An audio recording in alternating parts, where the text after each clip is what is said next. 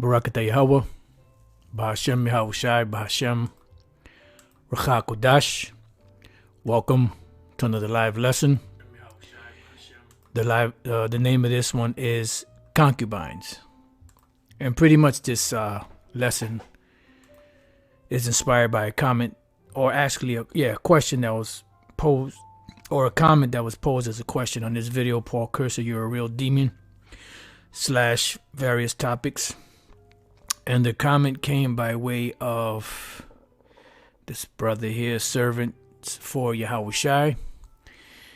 And he says, Shalom Apostle, can you please do a breakdown on Isaiah 4:1? Will the women be of the other nations because they're both, they're brothers, or they are brothers that say it is a sin to have Gentile women for wives or concubines, the water. And the thing is, these guys are emotional. No, not this brother in particular. The other guys that say that, they're emotional. They don't believe in the scriptures. And the scriptures tell you about this. There's many examples all throughout the Bible, that tells you about concubines, tells you about handmaids. It tells you about women of the other nations, tells you about great men, that had these concubines. But still, they're saying that it's not lawful for brothers to have Gentile women. The problem is you can't accept a woman of another nation the same way you would accept the Israelite women, because these women, when you deal with them, you start to get feelings for them, and what happens is you start to follow their ways, their customs, their gods, so on and so forth. And this is why King Solomon fell, because it said that he clave to them in love. You see? So when you have a woman of another nation, she's just there for, to bear children, just as, some fun activities. And I know, some so-called brothers out there, they get emotional about that, because they've been, mentally used to this Western hemisphere. Here it is, they know that they're Israelites, they call themselves Israelites, they tell you to keep the law, they read the scriptures, and they still have no concept of what the scriptures say going back to the East. As men having wives, having concubines, having handmaids, so on and so forth. And the sisters, they get all emotional because they've been brainwashed by the Western side of this world, where it tells you that a man can only have one woman and a woman can only have one man. Now, the part about the woman only having one man, that is true. But the part about the man having more than one, only having one woman, that's false, because a man can have as many women as he wants, as long as the women that he's dealing with do not have another man. That's the only thing that's forbidden.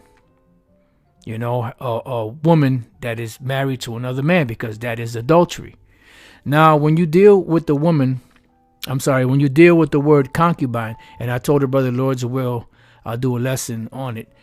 When you deal with the word concubine, it says in polygamous societies. Now, the word polygamous, when you break it down, poly is many, and gam or gamos or gummy represents marriage, many marriages. It's like you have hypergamy, which is to marry the highest you can go up. You have monogamy, which is one marriage. Mono means single marriage, one man and one woman. And the scriptures, the Israelites were polygamous.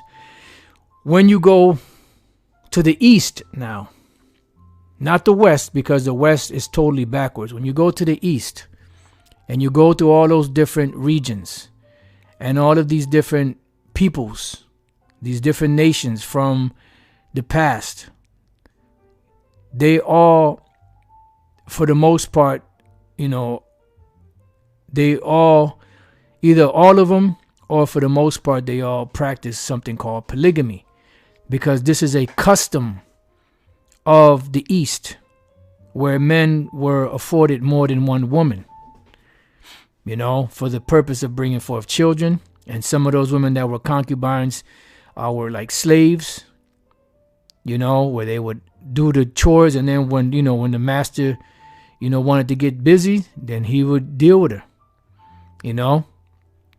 So it says a woman who lives with a man but has lower status than his wife or wives. And this is where it's supposed to be at. They have a lower status than the wife. They are not to be equal with the wife because they are of another nation, and they will never have equality with the wife. So it goes down here. It says, what is the purpose of concubine? The origins for a male to hold a concubine were for sexual pleasure and to ensure numerous children. And women get all upset. Oh, you just treat me like a sex object. What the hell do you think you were created for? Why do you think you have breasts? Why do you think your body is shaped the way it is? Why do you think you have a vagina?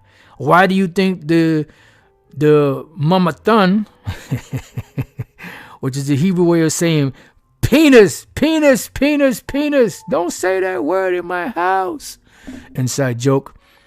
Why do you think the penis fits in the vagina? Because that's what a woman was created for pleasure. Just like she gets pleasure from her husband, her man. Oh, you treat me like a sex. What the hell do you think? If you get together with a woman, a man and a woman get together, they see each other for the first time. What do you think, is going on in their minds? Damn, she looked good as hell. And wow, he looks real good, They're attracted to each other sexually. All right? There's a sexual attraction there. And that's what a man and a woman were created for. This is why man is set up the way he is and woman is set up the way she is. There is a attraction that you're not getting with a woman, because I want to explore her mind to see, how deep her mind is. No, a woman don't care about what's in the man's mind either. She looks at him, she's usually physically attracted to him, and she wants to get with him. In this society, of course, it's been flipped to where a woman wants a man that can provide for them no matter what they look like. But that was the job of a man, to provide for the woman, for their children. So it says mostly concubines serve to satisfy sexual pleasure since any children that resulted from a mistress was considered illegitimate and unless allowed by their father had no rights of inheritance. And that is true to a certain degree, because this is what because you had the story, I believe that was either Jephthah, if I'm not mistaken. His mother was a harlot. And his brothers didn't want him to be a part of the inheritance, but he is still an Israelite. You see? And the thing is, if you have a woman and you had your wife, children, you had concubines, you had children with them, the children of the married woman, they would get inheritance before the other woman, but they were still Israelites. But you have this mentality out here in the West that's all convoluted. So we look on the word concubine in the etymon line. This is a paramour, which a paramour, I had looked it up. I believe it's, matter of fact, let's look it up real quick. I looked it up yesterday, but I don't have the greatest memory in the world, so sometimes I forget unless the spirit, come on, man. Paramour.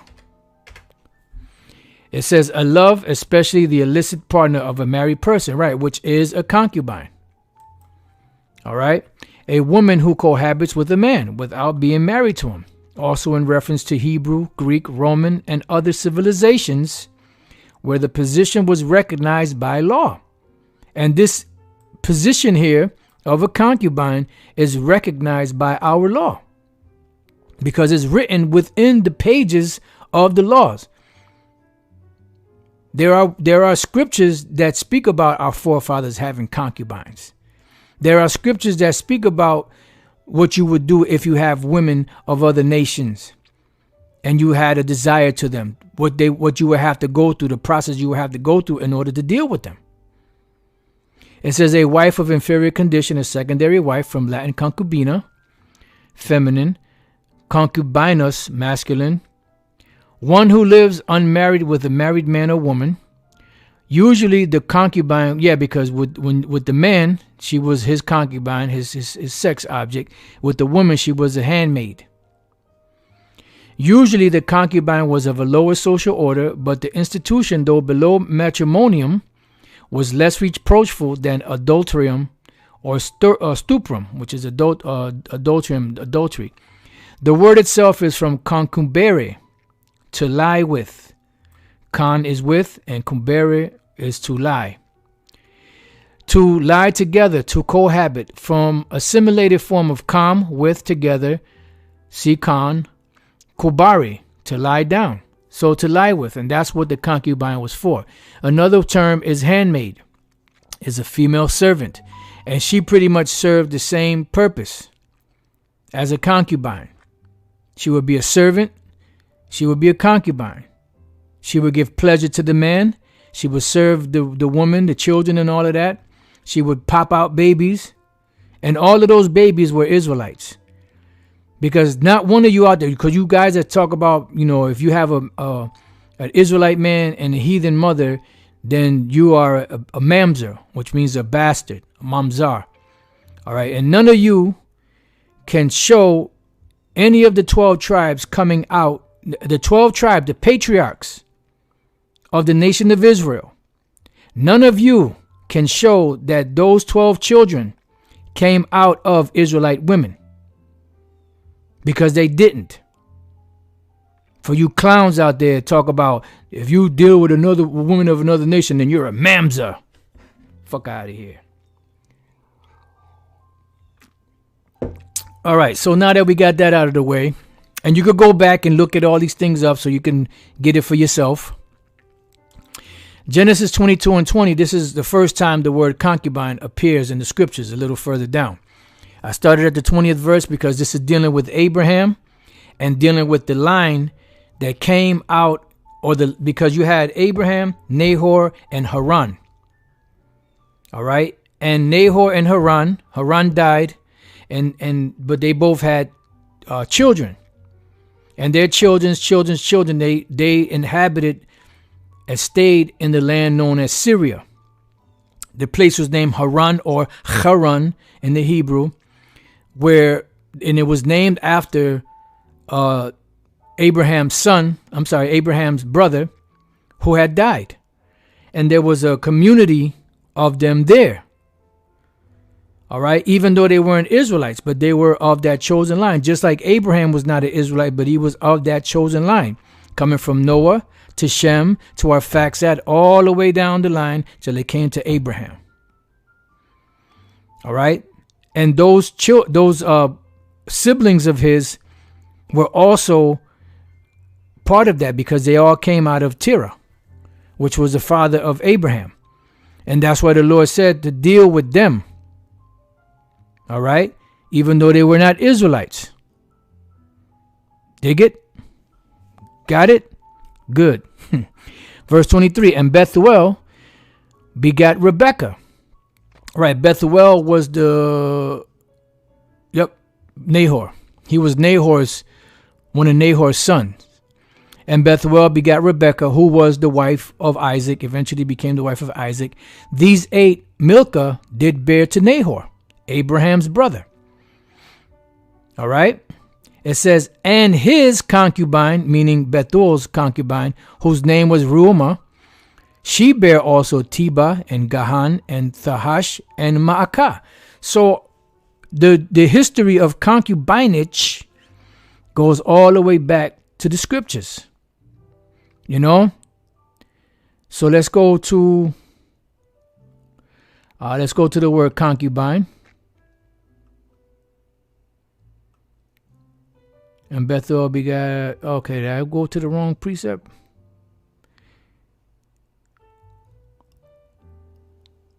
Yes, I did. I clicked the wrong one. And his concubine. So we have the word concubine, which you have the Hebrew word payalagash. Payalagash, concubine. Paramour, concubine, paramour. Doesn't say too much, but we know that this is a woman that was like a sex object for the man, which would also bear children. And typically, they are women of other nations. Well, they are women of other nations because you're not supposed to really have, the woman of the nation of Israel, once you get with them, that's your wife. Bottom line.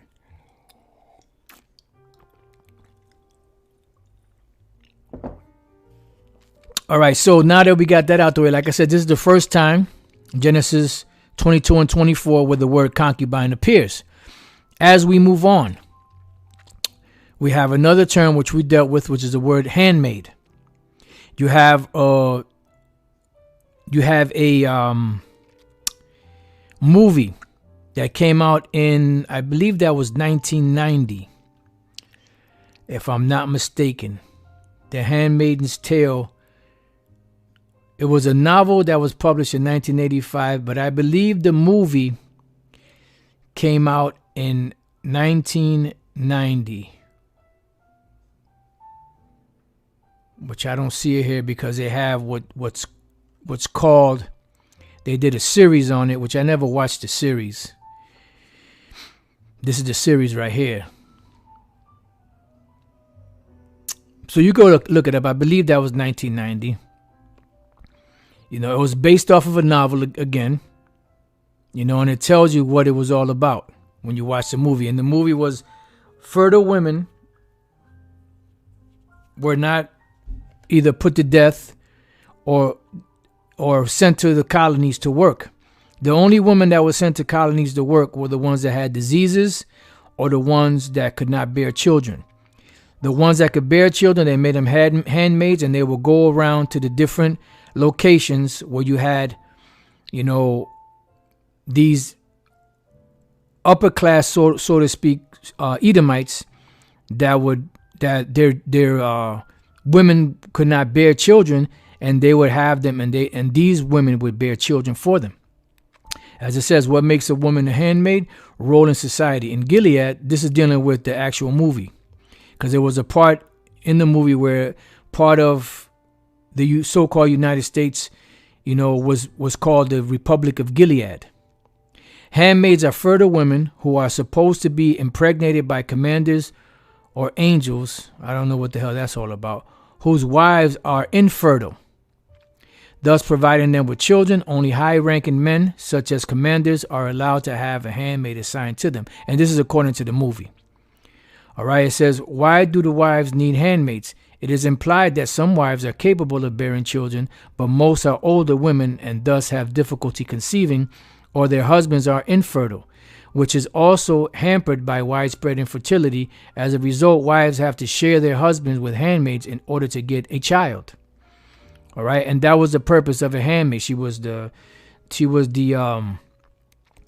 servant of the woman, and she also provided sexual pleasures to the man. And it was a custom that every time, a man would give his daughter in marriage to another man, he would also send her off with a handmaid. As we see the example of Laban, which was Rachel and Leah's father. He gave them what? Concubines.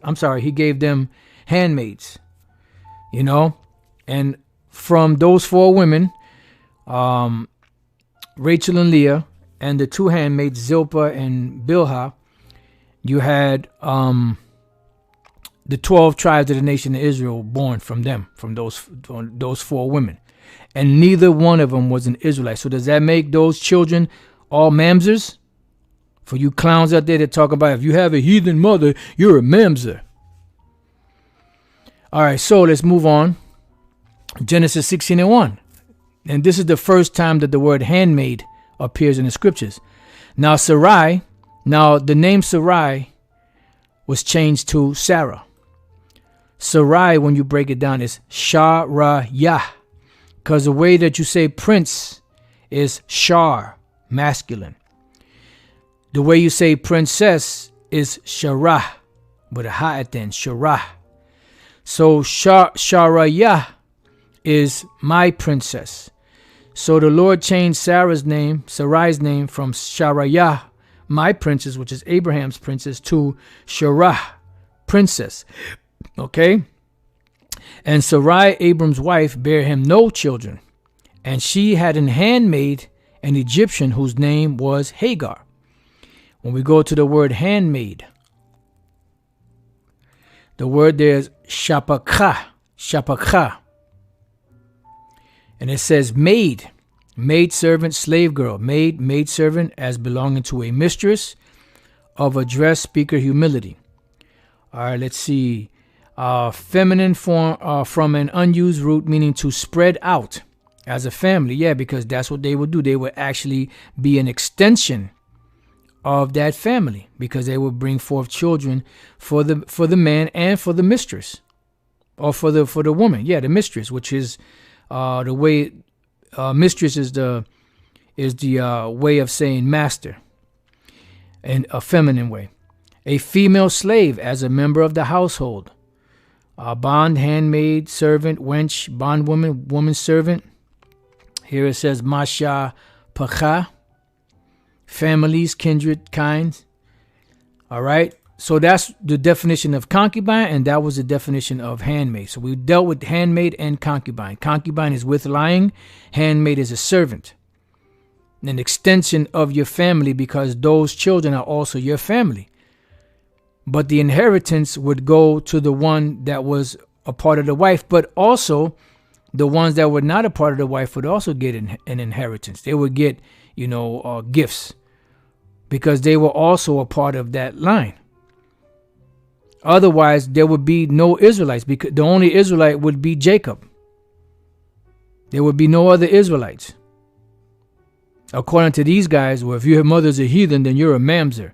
So how come Jacob's 12 sons were Israelites? How come they were known as Israelites?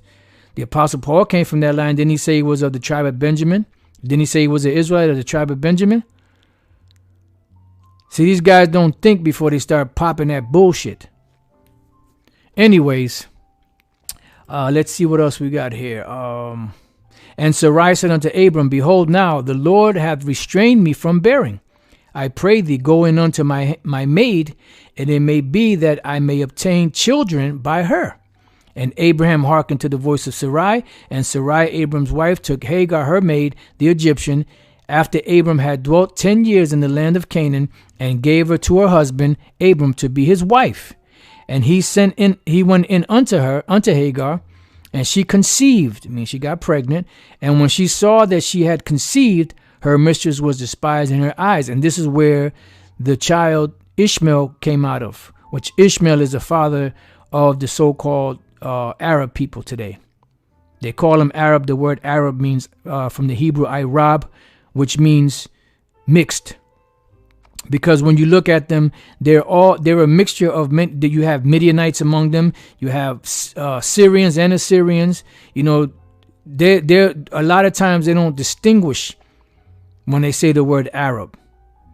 That's why you have to distinguish between Ishmael, the Ishmaelites, and some of the other nations that are among them, and they look somewhat similar in certain cases. All right, so that's that on that. Let's move on to the next one. This is Genesis 25:1. Now we're dealing with Abraham and the children that he had from these women, these concubines. It says, Then Abraham took a wife, and her name was Keturah. All right. And when he took Keturah, he had 6 children with Keturah. All right. When we jump to the 5th verse, it says, And Abraham gave all that he had unto Isaac. Why? Because he was the heir. He was a son of the promise. That was the difference. Now, in the case of any Israelite that came out of the loins of Jacob, all of them will receive the inheritance, but it would go according to the firstborn. The firstborn would get the lion's share of the inheritance. The other ones would get stuff, but the firstborn. That's why there's a law where if you had 2 wives, this is in the law, you could only have 1 wife. But then and keep the law, though, the laws, the statutes, the commandments. But if you keep the law and you're telling men that they could only have 1 wife, then what about the scripture in the law where it says that if you have 2 wives, one hated and the other one loved, and the one that's hated has the child first, then the one that's loved, her child can't take over the inheritance of the firstborn. You see? So it says, but unto the sons of the concubines, because although in the first verse it says that Keturah was Abraham's wife, he took her to wife, meaning he popped her a couple of times. Inside joke. She was also a concubine. All right, and this is going to be key when we go to the law. All right, so it says, but unto the sons of the concubines which Abraham had, Abraham gave gifts. Right, he gave them gifts because they were still his sons, and sent them away from Isaac his son while he yet lived eastward unto the east country. Right, why? Because at this time the inheritance and the line was to go to Isaac. The Lord promised Abraham, Isaac, and Jacob. That's the only reason why he sent them separately, even though they were all Abraham's sons. But those sons were not a part of the promise. Even the Apostle Paul used that, because he used the situation where Sarah said to Abraham, send her away from me, for the bondwoman and her son shall not be heir with my son, because Isaac was the seed of the promise. Now in the case of the other Israelites that came out of the loins of Jacob, they're all a part of that, whether they had women that were Israelites or whether they had women that were heathen. All of those children are Israelites. It doesn't go according to the mother. It doesn't go according to what the child looks like. It goes according to the seed of the father. Okay, so that's it on that. Now let's go into a little bit of these laws. All right, because matter of fact, let me get that precept that the brother quoted in here. Hopefully I'll remember to go back to it, because he wanted to know about this. You know, and this 7 women taking hold of 1 man, this is really dealing with Israelite women, but also the women of the other nations, because they're going to be looking for a strong, you know, and not even just so much as a strong masculine man, you know, basically dealing with a man that they see that can protect them, that nothing is happening to this man. That's what the Lord said, I will make a man more precious than fine gold. Doesn't necessarily mean that this man can bench press 500 pounds, you know, but it's just that the Spirit of the Lord will be upon him, upon that man, and protect him. So they're going to be looking for protection. All right, so it says laws of warfare. So like it for a minute, let me pour a little bit of this not so tasty tea. Nevertheless, it is good.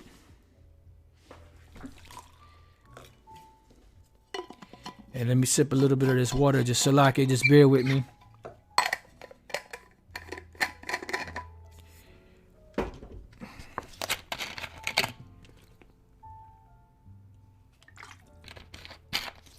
All right. Deuteronomy 21. We're going to read a couple of verses, then we're going to jump around. You can read the whole thing. Deuteronomy 21. When thou goest out to battle against thine enemies. So this is dealing with the other nations. When we go to war against them, and seest horses and chariots and a people more than thou, be not afraid of them, for the Lord thy power is with thee, which brought thee up out of the land of Egypt. And it shall be, when you are come nigh unto the battle, that the priest shall approach and speak unto the people, and shall say unto them, Hear, O Israel, ye approach this day unto battle against your enemies. Let not your hearts faint, fear not, and do not tremble. neither be ye terrified because of them. For the Lord your power is he that goeth with you to fight for you against your enemies to save you. And this is one of the reasons why King David said that, who will lead me into the strong city? You know, because he know that it's the Lord that the battle belongs to, not how strong you may be. And the officers shall speak unto the people, saying, what man is there? Well, this goes into something else, so you can read that when you get a chance. Boom, boom, boom. Now let's jump to the 10th verse. It says, when thou comest nigh unto a city to fight against it, then proclaim peace unto it. And it shall be, if it make thee answer of peace, and open unto thee, then it shall be that all the people that is found therein shall be tributaries unto thee. And they shall serve thee. Right. These are talking about these heathen nations. That's why the Apostle Paul also said, if at all possible, live peaceably with all men. If they are no threat to you, and they being peaceful with you, be peaceful with them. It says, and if it will make no peace with thee, but will make war against thee, then thou shalt besiege it. And when the Lord thy power have delivered it into thine hands, thou shalt smite every male thereof with the edge of the sword. But the women and the little ones and the cattle and all that is in the city, even all the spoil thereof, shalt thou take unto thyself. So what do you think was going to happen with these women? They're going to be concubines of men, of Israelite men. And Israelite men will have children with these women.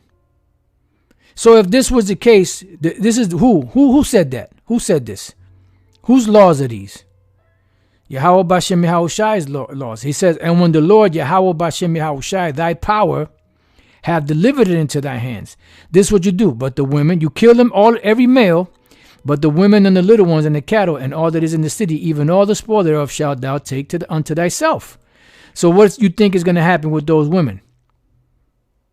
They're going to get popped a couple of times. And some of them are going to have children. And guess what? Those children are Israelites. And thou shalt eat the spoil of thine enemies, which the Lord thy power hath given thee.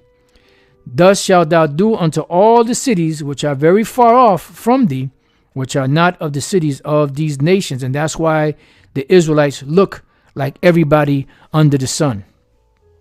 And this is why when we go to the book of Revelation, the 7th chapter, the angel messing with Apostle John asked him, who are these that have come from all the nations and tongues, you know? And the Apostle John didn't know what to answer him, because they didn't look like your typical Israelites. He said, thou knowest. And he said, these are they that have come through great tribulation. Because what? These are Israelites that were among all these different nations that went through those tribulations, because the curses are everywhere.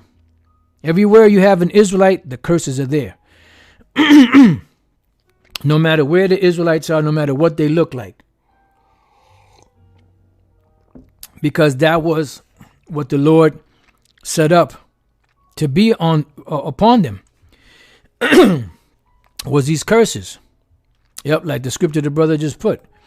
Jeremiah 12:8. Mine heritage is unto me as a lion in the forest. It crieth out against me. Thereof have I hated it. Verse 9. Mine heritage is unto me as a speckled bird. The birds round about are against her. Come ye assemble, all the beasts of the field, come devour. And when you look up that word speckled, one of the definitions is the word variegated. The word variegated was where you get the word variety from, which is an assortment, but also the word variegated means multicolored. All right, and that's what happened to our people. They are multicolored all over the place, but their line goes back to one of the tribes of the nation of Israel, so-called Negro, Latino, Native American Indian. All right. So when we finish, all right, so let's go now to the next law, domestic relations. Now keep in mind what we read in the book of, what was that? Nope, Genesis 25. All right, so we can go back to that when we get to it. Deuteronomy 21:10. When thou goest forth to war against thine enemies, And the Lord Yahweh, thy power, have delivered them into thine hands, and thou hast taken them captive. They're in captivity. They're prisoners of war. And seest among the captives a beautiful woman. Meaning what? A heathen woman. She looking good. She's like, you know. And you brothers know when you see some of these women of the other nations, they be looking good. So if you see a beautiful woman and has a desire unto her, meaning you want to rock her world, you know, you want to do the Michael Jackson thing, you know, rock her world. It says that thou wouldest have her to thy wife. See? Now what does that mean? That means to have sex with her, to pop her. She'll be your concubine. How do we know that? When we go back to Genesis 25:1, then again Abraham took a wife because Sarah had died, and her name was Keturah. This was a heathen woman, right? We jump to the 5th verse, and Abraham gave all that he had unto Isaac, but unto the sons of the concubines, plural. So Abraham had what? 3 women. He had Sarah and Hagar. Sarah died, and he took him another woman, Keturah. So concubines means that Keturah and Hagar were the concubines. So when we read here in Deuteronomy 21, when it says that when you take this beautiful woman captive from among the captives and has a desire unto her, that thou wouldest have her to thy wife, meaning to your concubine, your to lie with, to keep you company, to comfort you. You know, when you want her next to you on cold nights and when there's nothing else to do. Inside joke. Then thou shalt bring her home to thine house, and she shall shave her head and pare her nails. Right, because this was something that you would allow them to do, because this was what? A form of mourning. Or it was mourning for her parents that got slain in the in that war. I shall, which is to do, to fashion. It's the word for pair. All right. It says, and she shall put the raiment of her captivity from off her. Right. Take that off. And shall remain in thine house, and bewail her father and her mother for a full month. And after that thou shalt go in unto her, meaning what? You're going to pop her. And be her husband, and she shall be thy wife, meaning what? This is going to be your concubine. This is going to be your thing, your woman.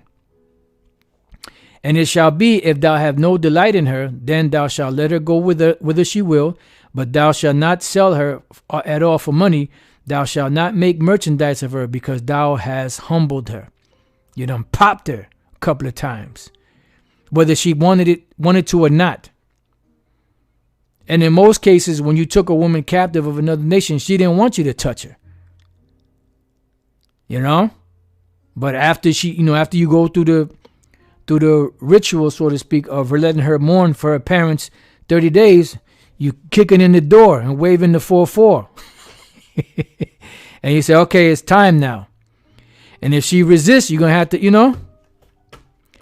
do what you got to do, because the word humbled means to deal hardly with. All right. Let's see where we at with it. Aina. You Aina her. Because she ain't going to want to,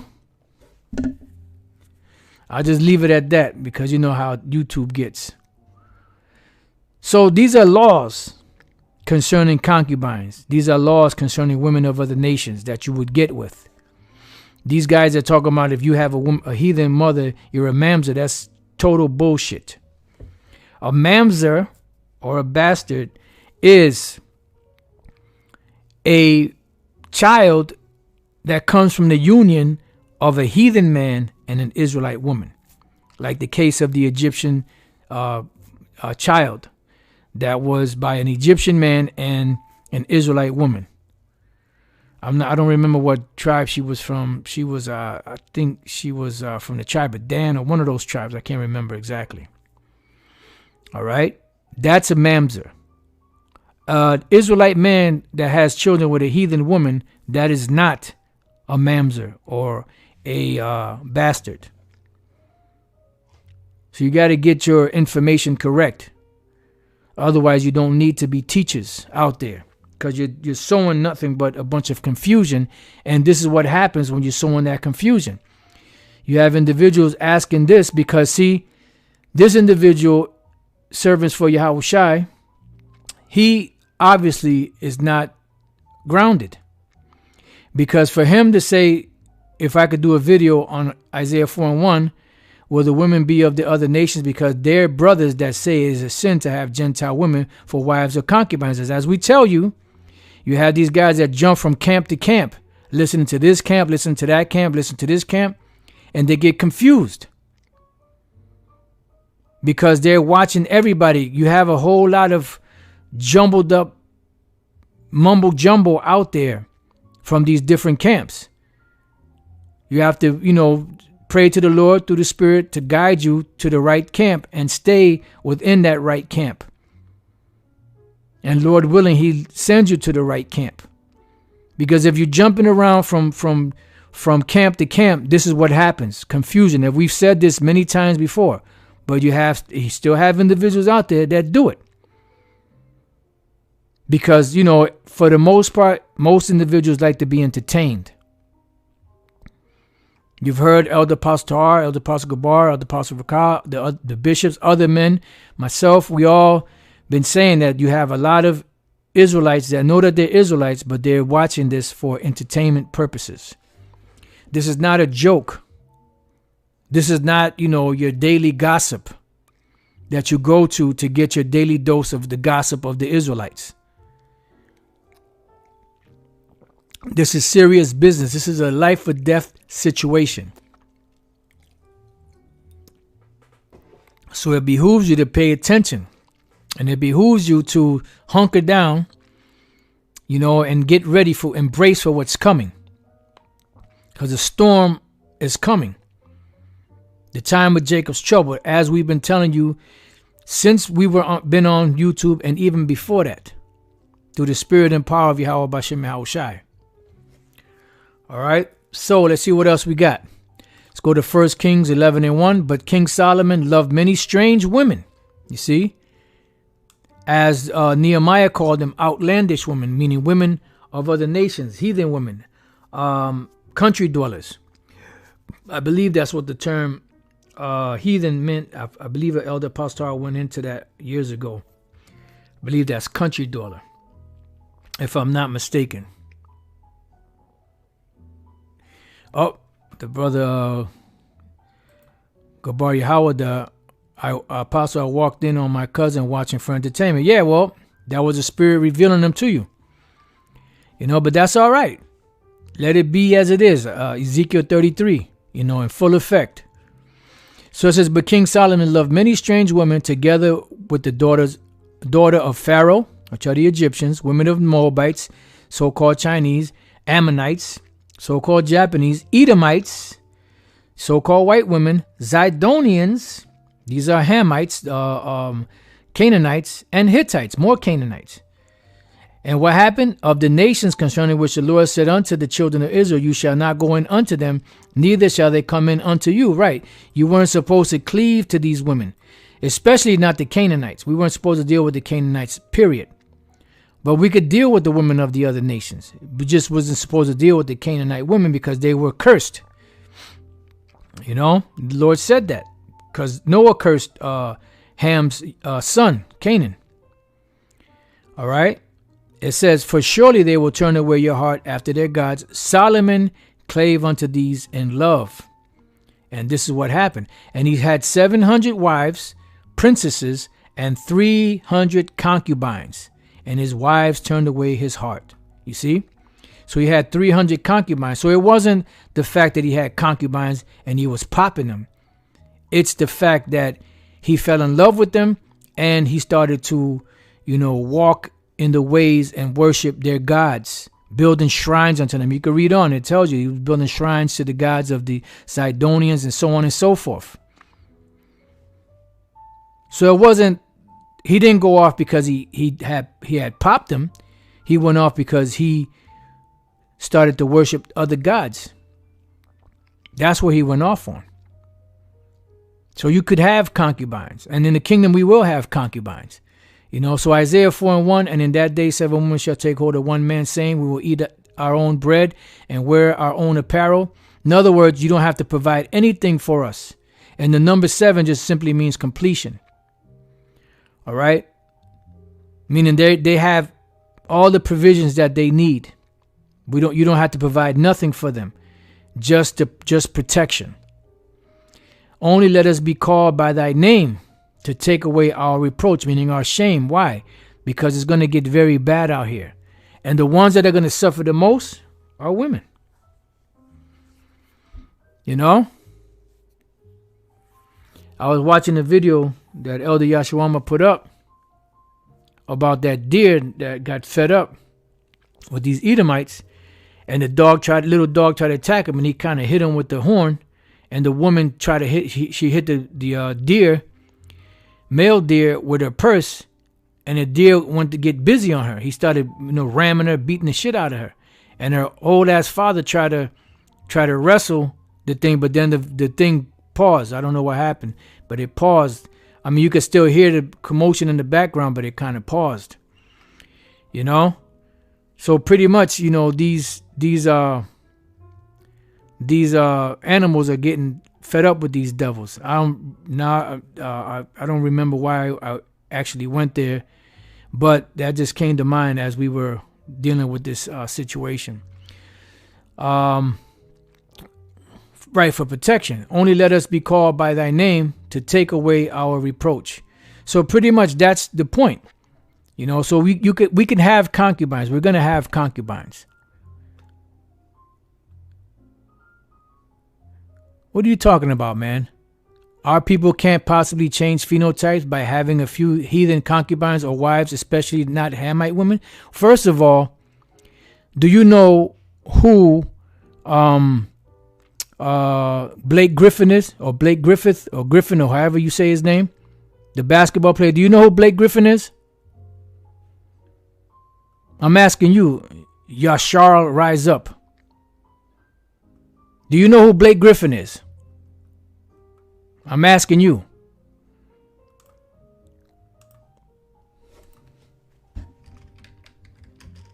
And I'm waiting for your response.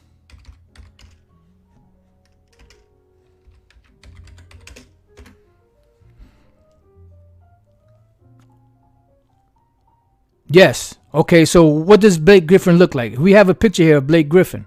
Is that not him there? Is that not his father? Is that not his mother? Look how dark his father is. And look how light he came out. Now, let's type in Blake Griffin's son.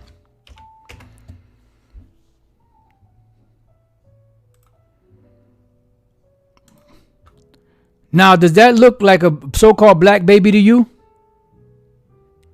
This is just 2 generations. His father had a white woman. He came out looking like this. He has a white woman. His son came out looking like this. Huh? Does that baby look like a black baby to you? Does he have the so-called phenotypes of a so-called black person? He has straight hair. He has blonde hair. He has so-called white skin or red skin. And even among Hamite women, you change. Because Hamites have different looks than Israelites. Just like if you have Moabite women and Ammonite women, women of the other nations, the child is going to come out looking like their mothers.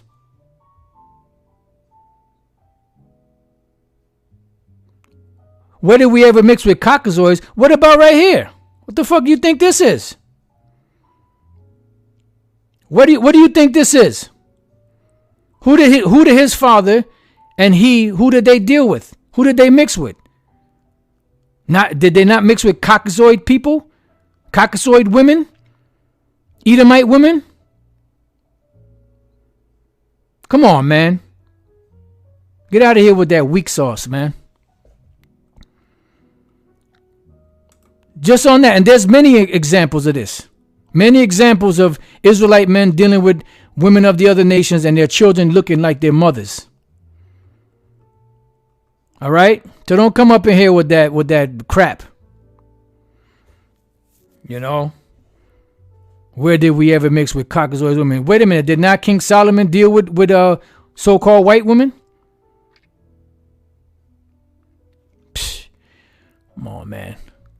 You're always going to have some kind of scoffer coming and trying to, no, the blackness, no, black. Nothing else, black, okay? We've never changed. We've always been the same color. All throughout slavery, the slave master was having sex with the women, with the so-called black women, the Israelite women, the Judite women. Some of those children were coming out a little lighter, which is what they call mulattoes. And then some of them would get with white women, and their babies come out looking like so-called white people. And in some cases, those sons of the master, which were a little lighter, would get with a so-called slave woman, and their children will come out darker. And this is where you have the tares, which are dark-skinned Edomites. Come on, man.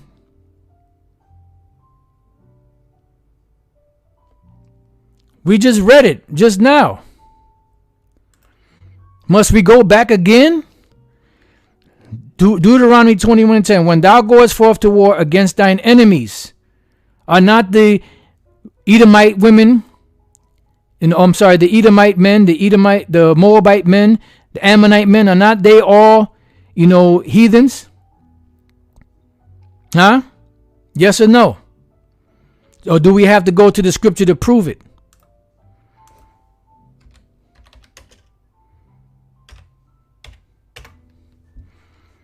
I'm waiting.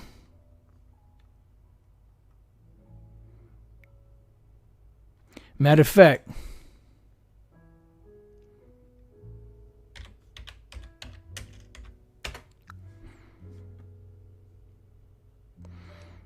Ezra 4:1. Now when the adversaries of Judah and Benjamin heard that the children of the captivity builded the temple unto the Lord power of Israel, who are these adversaries? These enemies. These are the other nations that came against us. Enemies. Psalms 83. Those are enemies. The Edomites and the Moabites and the Ammonites. And different Hamitic nations. So here in Deuteronomy 21:10, when thou goest forth to war against thine enemies, plural, and the Lord thy God have delivered them into thine hands, and thou hast taken them captive, and seest among the captives a beautiful woman, what? From among these heathen nations, and has a desire unto her. You want to have sex with her. That thou wouldest have her to thy wife, then thou shalt bring her home to thine house, and she shall she shall shave her head and pare her nails, and she shall put the raiment of her captivity from off her, and shall remain in thine house, and bewail her father and her mother 4 months. And after that thou shalt go in unto her, have sex with her, and be her husband, and she shall be thy wife. Come on, man. Come on, man. Let's see. What is that? Just bear with me 1 second.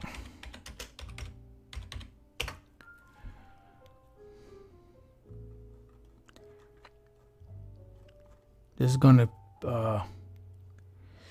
Let's go. This is looking in the book of Judges real quick.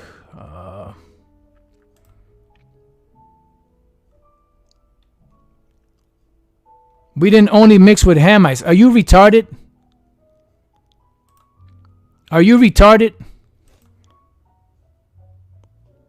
Huh? I'm asking, are you retarded?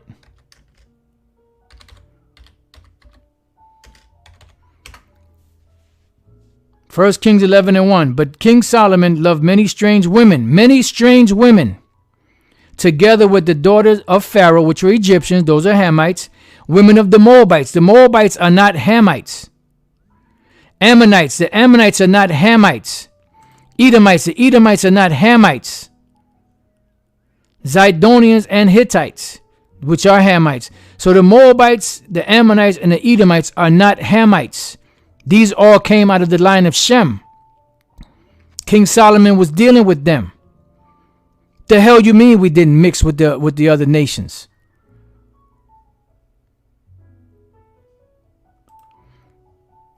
So let me see if I can find this other precept.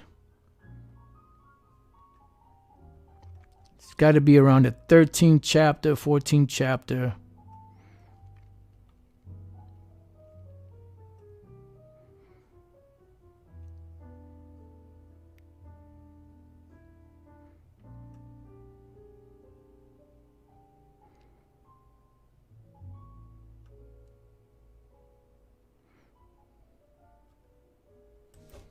Let me see. Let me try it this way. Maybe it comes up this way. Nope. It's not it. Okay, just bear with me 1 second.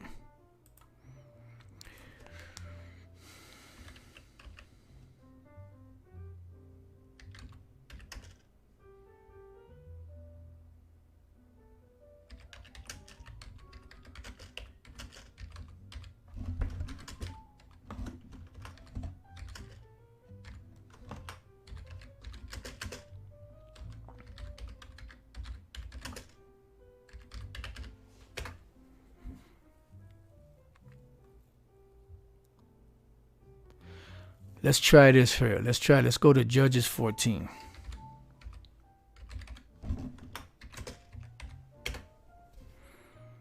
Just bear with me 1 second.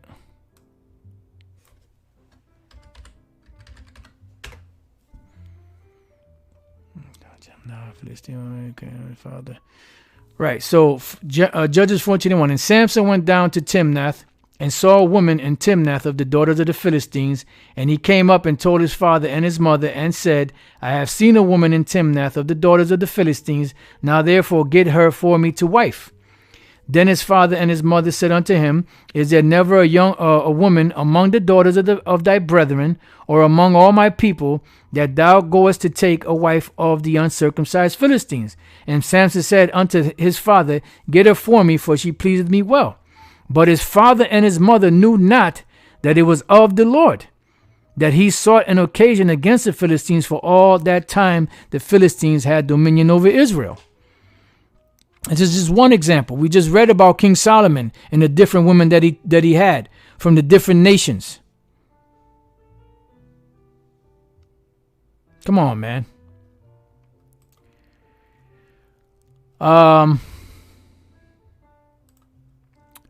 Let me see.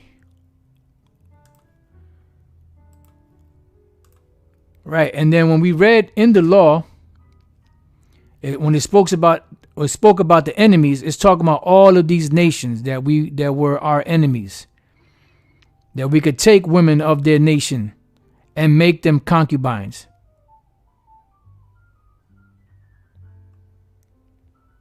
Bottom line. But you know what? As the Spirit had me say at the beginning of this lesson, you still have those individuals that know that they're Israelites and still, know that they're Israelites. They read the Bible, but then they still have the Western Edomite mentality when it comes to the scriptures. They still have that demonic Edomite spirit ingrained in them, when it comes to the scriptures.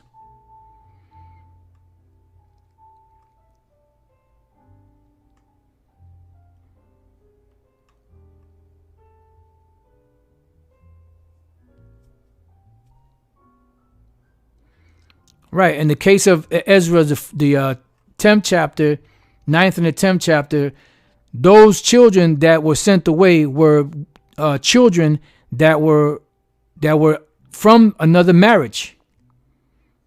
Because Israelite children, will not be sent away. Because if that was the case, then the sons of Joseph, Ephraim and Manasseh, would have been sent away. Because they were from a woman of another nation. And then let's go to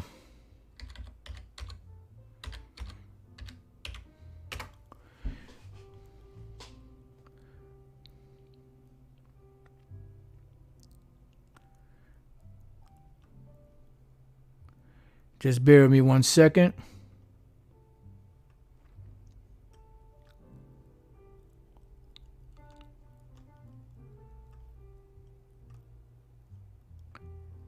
Just bear with me 1 second.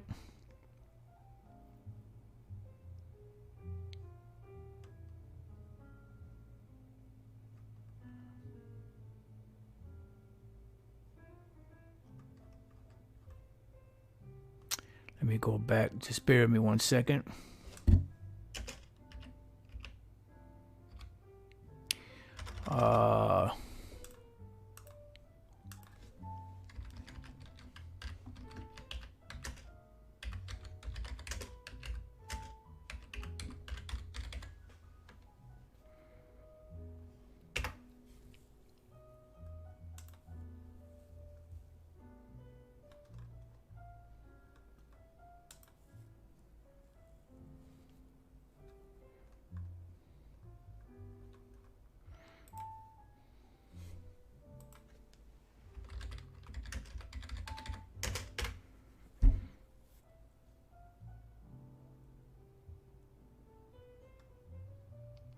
All right, now let's go back to 1 Kings 14. Let's go here to 1 Kings 14. Because he said that, the children, the Ammonite children that the Israelites laid down with, they were sent away. Let's go to 1 Kings. I believe that was 1 Kings, right? Was that 1 Kings? Yep. There was a reason why those children were sent away, because they were not Israelite children.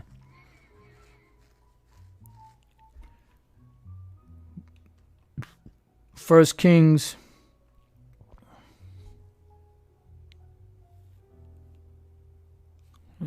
First Kings 14, 22. No, it doesn't say that. Let's try this.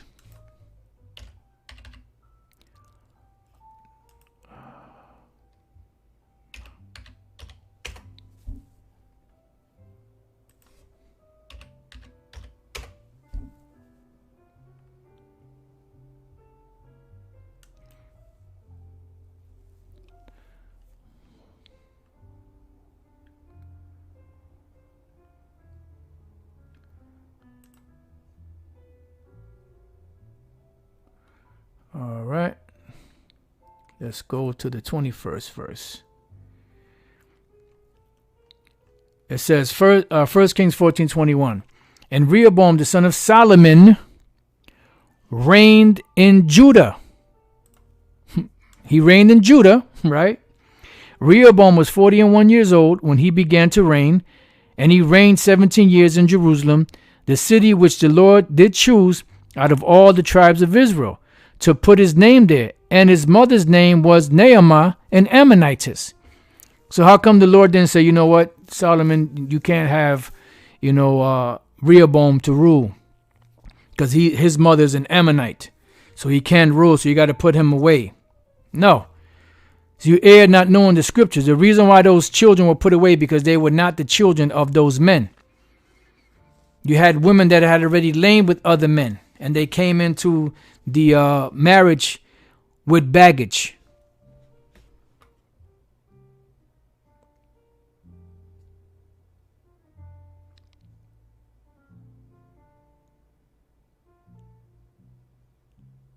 What the hell are you talking about? Where the hell are all these demons coming from? Having a child with a heathen wife wouldn't change the phenotype of a whole tribe. Nobody said that. What the hell? What do you listen with, your ass or your ears? When did we ever say that the whole tribe is going to be changed? The whole phenotype of a tribe is going to be changed by dealing with heathen women. When did we say that? I use one example. Blake Griffin. His father was very dark. A so-called Haitian. Let's go back. In case you missed it.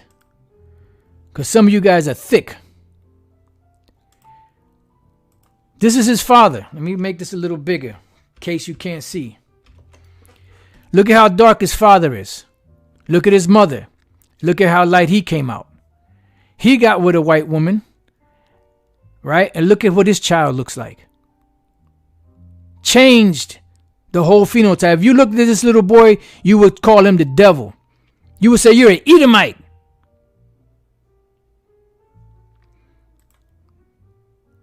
The Mexicans are Israelites.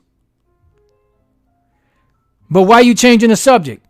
Having a child, the guy said having a child with a heathen wife wouldn't change the phenotype of a whole tribe. We didn't say that. We never said that it would change the phenotype of a whole tribe. But look at this. This is just one example out of many. This little boy here does not look like your typical Israelite. And this is what's going out throughout all the world. Now, if this little boy was to lay down with another white woman, guess what? That baby would even look even whiter. So-called whiter.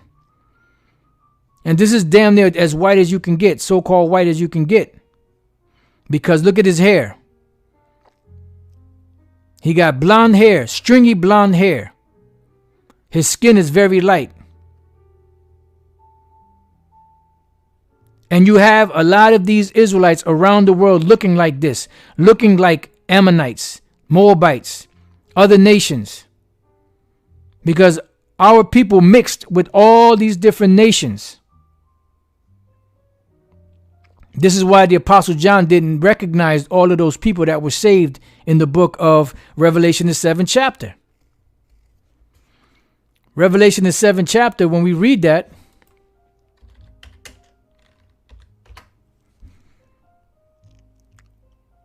Revelation 7 and 9. After this I beheld, and lo, a great multitude, which no man could number, of all nations and kindreds and people and tongues. Now, were they actually other nations? No. They were Israelites that were scattered among these nations. Stood before the throne and before the Lamb, clothed with robes and palms in their hands, and cried with a loud voice, saying, Salvation to our power, which sitteth upon the throne, and unto the Lamb. And all the angels stood round about the throne, and about the elders and the four beasts, and fell before the throne of their fathers, before the thrones on their faces, and worshipped the Most High, saying, Amen. Blessing and glory and wisdom and thanksgiving and honor and power and might be unto our power forever and ever. Amen. Then it goes on to say, And one of the elders answered, saying unto me, What are these which are arrayed in white robes? These are they from different nations, right? From nations and kindreds and people and tongue, which are what? Israelites scattered among these nations. And whence came they? He's asking them, who are they? Where did they come from? And I said unto him, Sir, thou knowest. Now, why did he give that answer? Because obviously they didn't look like your typical Israelites. You have Israelites all over the planet looking like different nations. But then you have your typical looking Israelites, which had so-called Negro features. And the rest of the tribes. You guys just don't know the scriptures. You've been bamboozled. All right. So with that, I'm going to leave it there because, this is a very good scripture that the brother put up.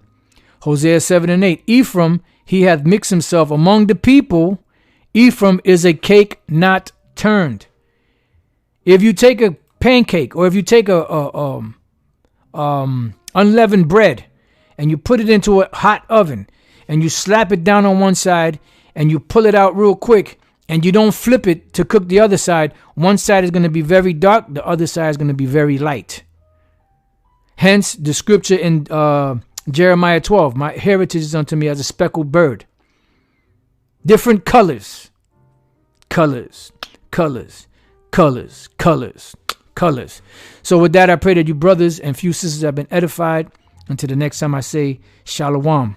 And I want to give a special shout out to you scoffers. Thank you, because you make this interesting.